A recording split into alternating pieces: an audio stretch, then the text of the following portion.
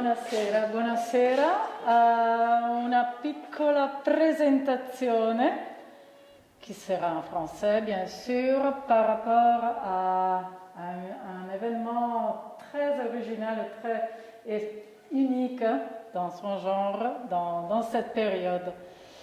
C'est l'enregistrement, c'est la diffusion, même si ce n'est pas pour un public présentiel, c'est plutôt pour un grand public qui aime, qui est passionné de musique, qui est passionné d'art, de culture, de littérature, de Dante et de l'Italie.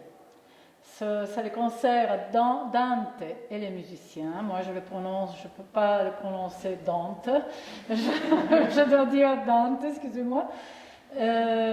C'est un concert qui avait été prévu déjà depuis un an avec le conservatoire régional à vocation régionale de Lyon et que je remercie dans le cadre aussi d'une collaboration musicale linguistique et des trois concerts qu'on avait envisagés, le seul qui peut se tenir finalement, eh bien celui-ci d'aujourd'hui. Et c'est dans la période de célébration de Dante, dans le 700e anniversaire de sa mort, et plus ou moins dans la même semaine du jour de Dante, le Dante Di, qui a été célébré partout dans le monde le 25 mars, le jour qui correspond au jour du départ du voyage de Dante Alighieri pour son voyage qui s'est passé entre, vous savez, l'enfer, le purgatoire et le paradis, la Divina Commedia. Et donc c'est une belle occasion de rassembler, de voir à l'Institut un peu de musique, un peu de jeunes musiciens et qui ont préparé leur hommage spécial pour Dante Alighieri et je suis très contente qu'on le fait ici à l'Institut culturel italien de Lyon. Et je pourrais dire que je remercie bien sûr le Conservatoire Rayonnement Régional de Lyon dans la personne de Xavier Jacquelin, de Claire Marbeau et de tous les élèves qui se sont prêtés à ce bel exercice. Et je laisse la parole à Xavier Jacquelin et après on se revoit. Merci. Merci Anna, bonjour à tous. L'écrivain argentin Jorge Luis Borges disait que la Divine Comédie c'était le plus beau livre jamais écrit par l'homme. Karl Marx, dans la préface de son Capital, parlait du grand Florentin, c'est dire l'influence de Dante Alighieri qui a vraiment irrigué toute la culture occidentale et qui, très vite après sa mort et jusque dans ses expressions les plus contemporaines, a continué et continue à inspirer un certain nombre d'artistes, alors des plasticiens, des peintres bien entendu, mais aussi un nombre infini de compositeurs. Nous avons voulu vous présenter un florilège très limité parce que les compositeurs qui ont écrit sur Dante, qui ont utilisé les textes de Dante sont nombreux, mais nous avons voulu vous présenter un petit florilège de ce qu'il était possible de montrer pour retracer l'histoire de Dante et de son rapport avec les musiciens. Et Dante a été mis en musique pour la première fois par les madrigalistes italiens, ces compositeurs qui, au début du XVIe siècle, eh bien, ont rénové l'expression musicale en Italie. Alors on connaît surtout Monteverdi, on connaît Gesualdo parce qu'il était un peu sulfureux, et on connaît un peu moins Luzzasco Luzzaschi. Luzzasco Luzzaschi qui est né en 1547, qui est mort en 1607, qui a vécu à la cour du duc d'Este à Ferrare, a été un très grand compositeur qui a écrit des madrigaux comme ceux de Gesualdo, qui était d'ailleurs son ami, avec une harmonie très particulière, très crispée, des œuvres qui sont très très en avance sur ce que pourra être la musique vocale. Nous allons écouter un de ces madrigaux qui justement a été composé sur le texte Quivi sospiri pianti e alti guai, qui est un extrait du chant 3 de l'enfer, chant 3 de l'enfer qui est consacré aux ignavi, aux lâches, aux veules. Voici donc ce madrigal de Luzzasco Luzzaschi.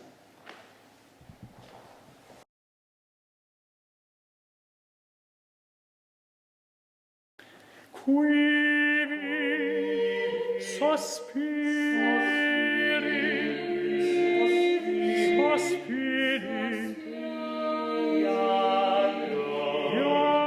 pianti, ed alti guai, risonavan per le senza stelle, risonavan per le senza stelle, perch'io al cominciare le lacrimai, al cominciare le lacrimai,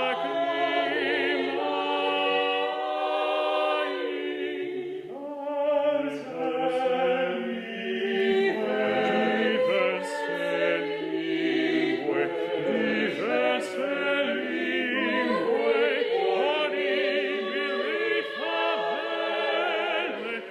orribili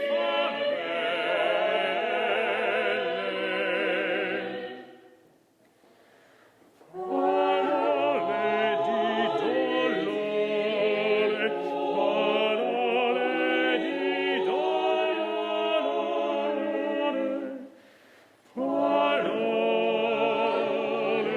di dolore, parole di dolore.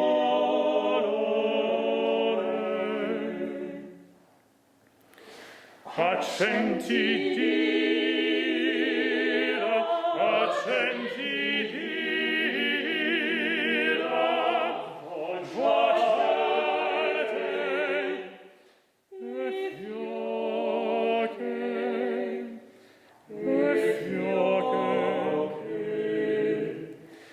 e suoni manconelle, e suoni manconelle.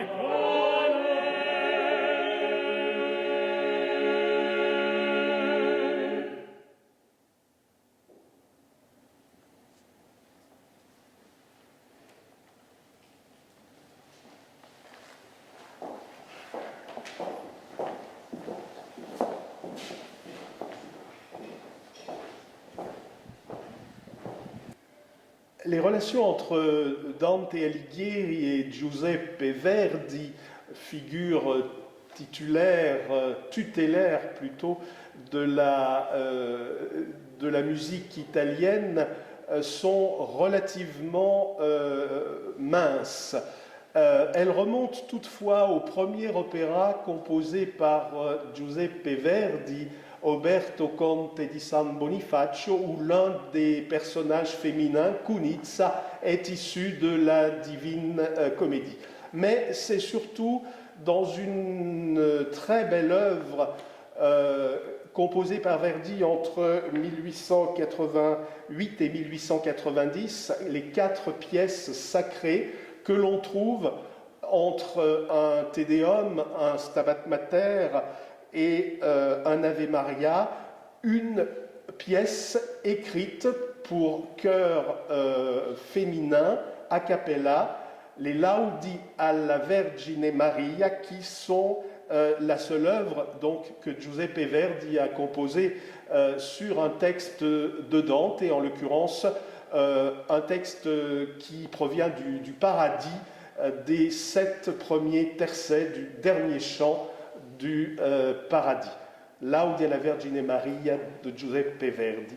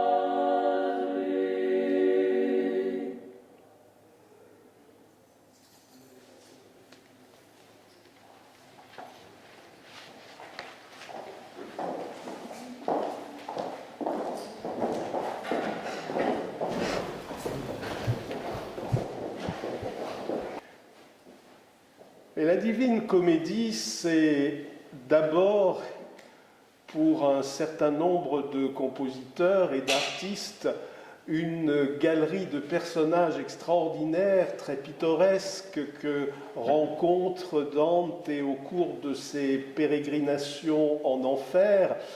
Et parmi ces personnages, il en est un qui n'a inspiré qu'un seul compositeur, mais quel compositeur et pour quel chef-d'œuvre? c'est Gianni Schicchi. Gianni Schicchi, on le trouve au 30e chant de l'enfer et il est dans la bolge des falsificateurs, des faussaires pour avoir contrefait un mort et rédigé un Nouveau Testament pour la famille. Dante ne consacre en fait que quelques vers à ce personnage de Gianni Schicchi que Anna va nous lire. Inferno 30. Nel tempo che Iunone era crucciata per Semele contro il sangue tebano, come mostrò una e altra fiata, Atamante divenne tanto insano che, veggendo la moglie con 2 figli andar carcata da ciascuna mano, gridò: «Tendiam le reti, sì chi pigli la leonessa leoncini al varco». E poi distese i dispietati artigli, prendendo l'un che avea nome Learco e Rotollo, e percosselo ad un sasso, e quella s'annegò con l'altro carco. E quando la fortuna volse in basso l'altezza de Troian, che tutto ardiva, sì che insieme col regno il re fu casso, Ecuba trista, misera e cattiva poscia che vide Polissena morta e del suo Polidoro in sulla riva del mar, si fu la dolorosa accorta, forsennata la tro, sì come cane, tanto il dolor le fe la mente torta. Ma né di Tebe furie né troiane si vider mai in alcun tanto crude, non punger bestie, non che membra umane, quanti io vidi in 2 ombre smorte e nude, che mordendo correva in quel modo che il porco quando del porcil si schiude.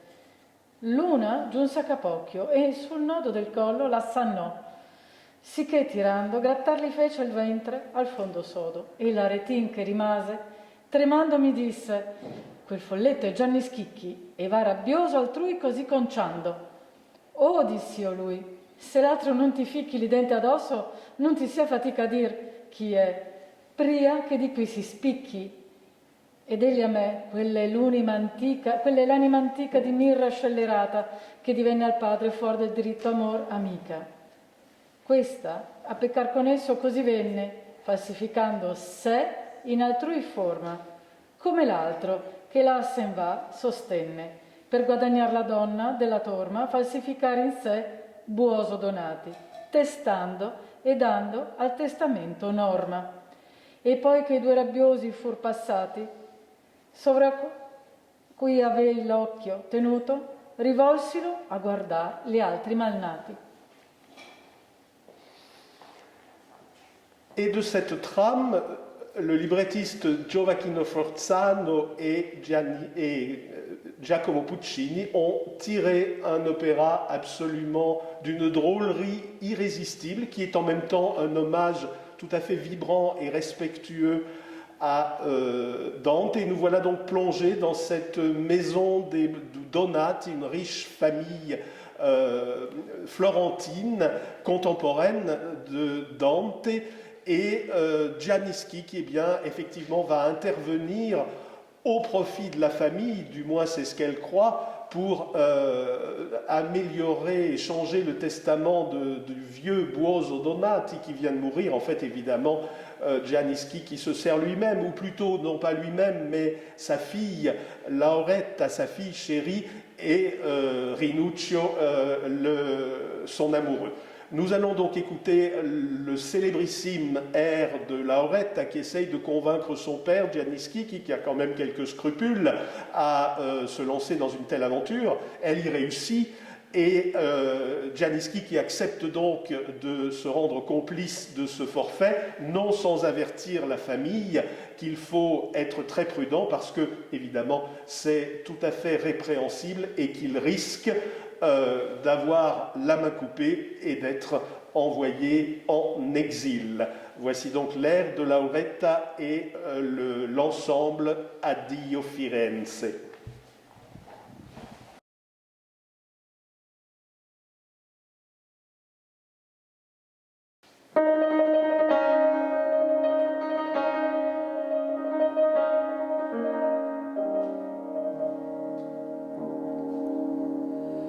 Oh mio babbino caro,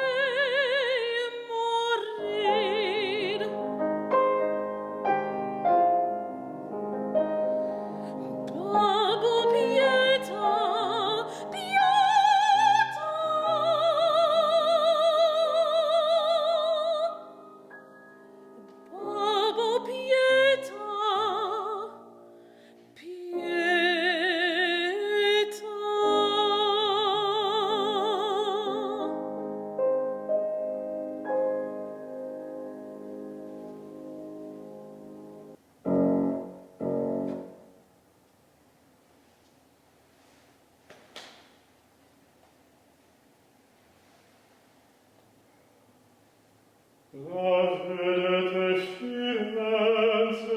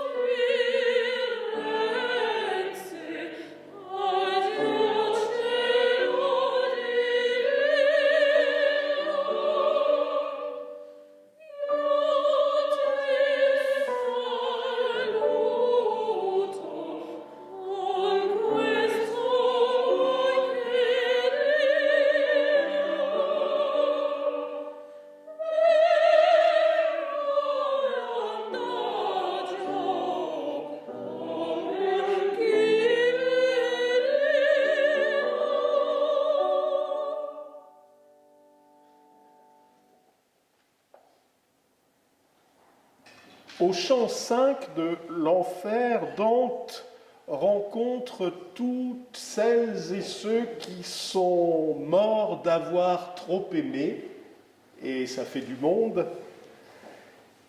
Et notamment, il rencontre un personnage qui va avoir un succès phénoménal dans les arts et dans la musique en particulier, c'est le personnage de Francesca da Rimini. Francesca da Rimini est en très bonne compagnie puisqu'elle est accompagnée par Tristan, par Didon, par Sémiramis, toutes princesses et reines qui sont morts d'aimer. Et Francesca da Rimini était mariée, mal mariée, à un homme très laid, boiteux, Gianciotto Malatesta. Et ce Gianciotto Malatesta avait un frère qui était aussi beau que lui était laid. Et bien entendu, Francesca da Rimini et Paolo Malatesta ont vécu une histoire d'amour absolument passionnée qui s'est tragiquement terminée puisque Gianciotto, le frère, a tué les deux amants, et ce qui a valu à Paolo et à Francesca de se retrouver en enfer, mais qui a aussi valu à Francesca d'inspirer un nombre absolument incroyable de compositeurs de toute nationalité, Rachmaninoff, le français Ambroise Thomas, Tchaïkovski, qui a écrit un poème symphonique. Et nous allons écouter un extrait de ce chant, de ce 5e chant de l'Enfer et de l'amour entre Francesca da Rimini et Paolo Malatesta par Anna. Francesca e Paolo nel quinto canto dell'Inferno.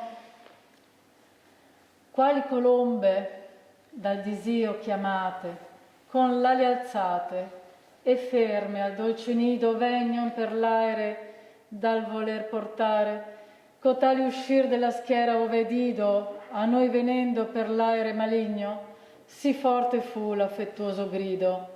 O animal grazioso e benigno, che visitando vai per l'aere perso, noi che tignemmo il mondo di sanguigno, se fosse amico il re dell'universo, noi pregheremmo lui della tua pace, poi c'hai pietà del nostro mal perverso.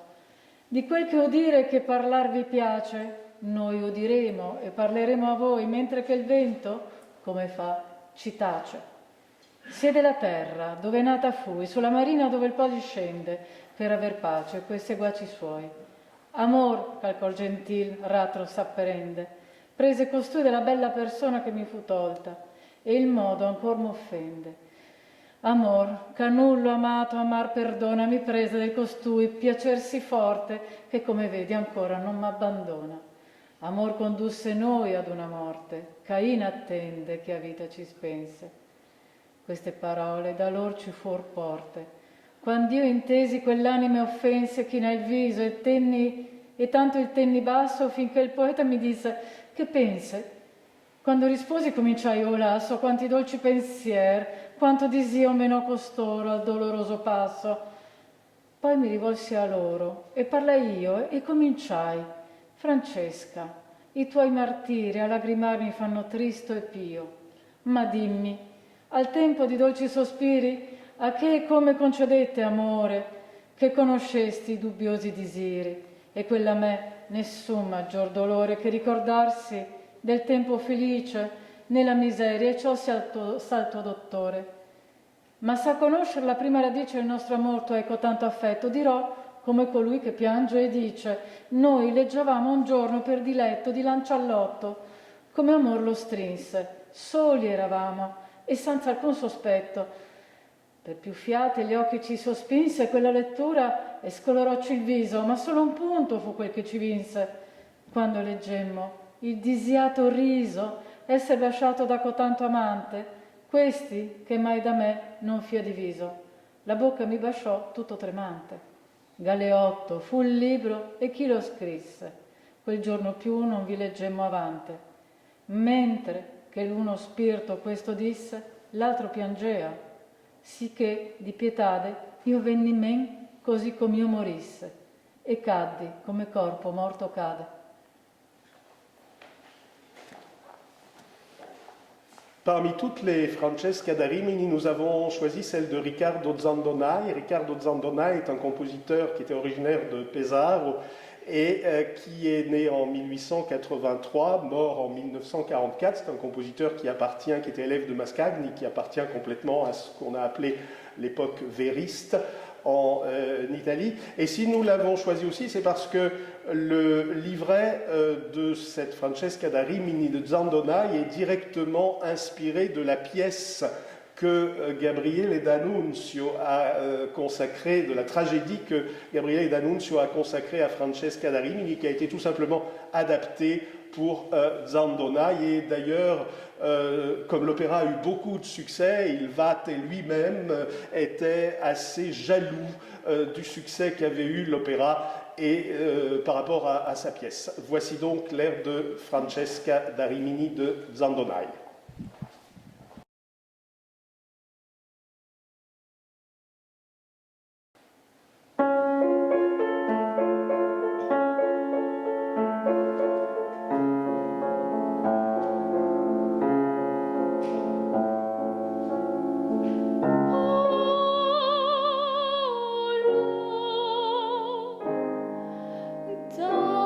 Datemi pace.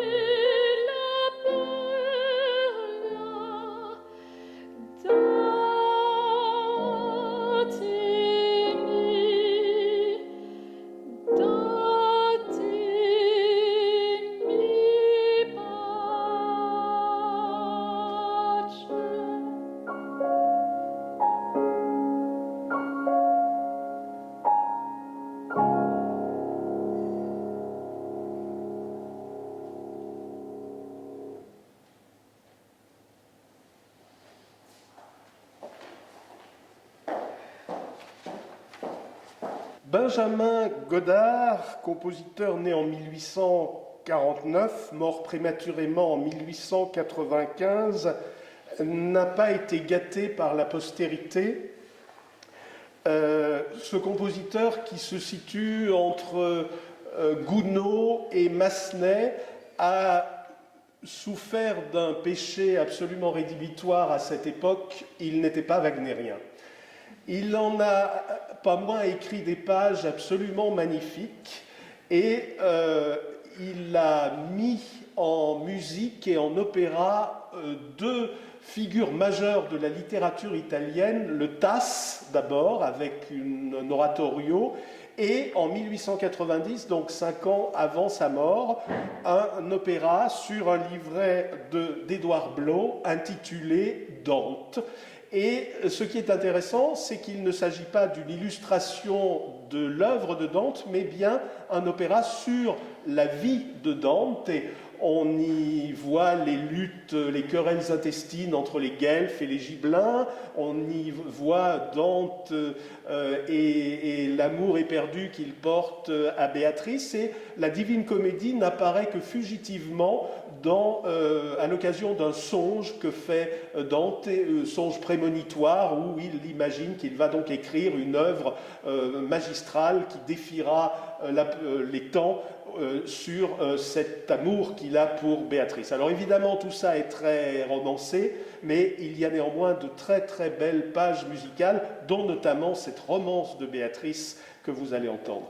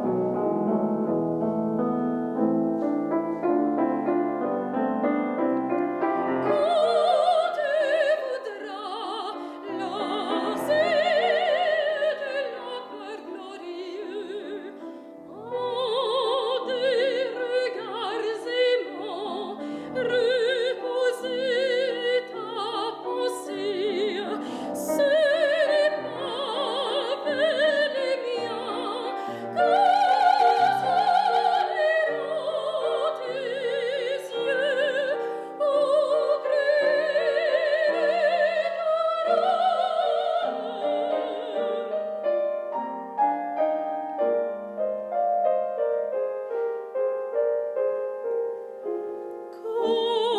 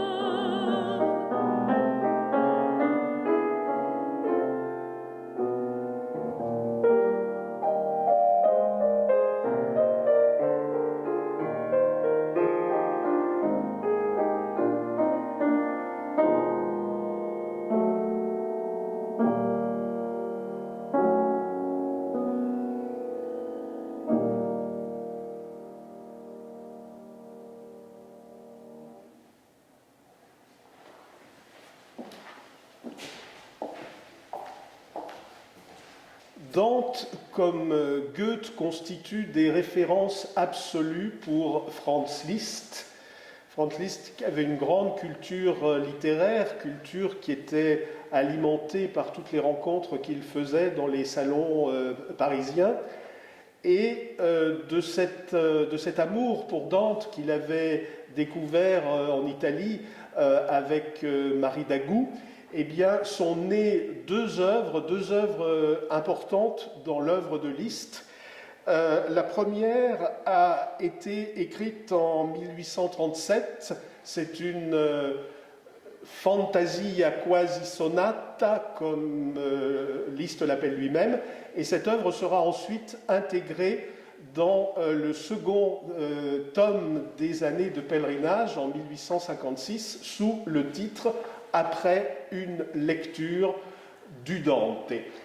Il se trouve donc que une année avant que Liszt écrive cette pièce, donc en 1836, Victor Hugo, poète, ami de Franz Liszt, avait écrit un poème qui, à une lettre près, porte exactement le même titre, après une lecture de Dante, et non pas du Dante, comme dit Liszt. Liszt, qui avait beaucoup d'admiration pour Victor Hugo, nombreuses correspondances le prouvent, et qui était également un grand admirateur de Victor Hugo, a sans doute voulu, avec l'hommage qu'il rendait à Dante dans cette pièce, rendre également un hommage à Victor Hugo. Je vous propose d'écouter ce poème de Victor Hugo, et tout de suite après, vous entendrez la pièce de Dante, qui sont deux façons romantiques d'évoquer l'univers de l'auteur florentin. Quand le poète peint l'enfer, il peint sa vie. Sa vie. Ombre qui fuit de spectres poursuivis. Forêt mystérieuse où ses pas effrayés s'égarent à tâtons hors des chemins frayés. Noir voyage obstrué de rencontres difformes, spirale aux bords douteux, aux profondeurs énormes, dont les cercles, hideux, vont toujours plus avant dans une ombre où se meut l'enfer vague et vivant. Cette rampe se perd dans la brume indécise. Au bas de chaque marche, une plainte est assise et l'on y voit passer, avec un faible bruit, des grincements de dents, blancs dans la sombre nuit. Là sont les visions, les rêves, les chimères, les yeux que la douleur change en sources amères, l'amour, couple enlacé, triste, et toujours brûlant, qui dans un tourbillon passe, une plaie au flanc. Dans un coin, la vengeance et la faim, sœurs impies, sur un crâne rongé, côte à côte accroupi. Puis, la pâle misère, au sourire appauvri, l'ambition, l'orgueil de soi-même nourri, et la luxure immonde, et l'avarice infâme, tous les manteaux de plomb dont peut se charger l'âme, plus loin la lâcheté, la peur, la trahison, offrant des clés à vendre et goûtant du poison, et puis, plus bas encore, et tout au fond du gouffre, le masque grimaçant de la haine qui souffre. Oui, c'est bien là la vie, au poète inspiré, et son chemin brumeux d'obstacles encombrés. Mais, pour que rien n'y manque en cette route étroite, vous nous montrez toujours, debout, à votre droite, le génie au front calme, aux yeux pleins de rayons, le Virgile serein qui dit « Continuons ».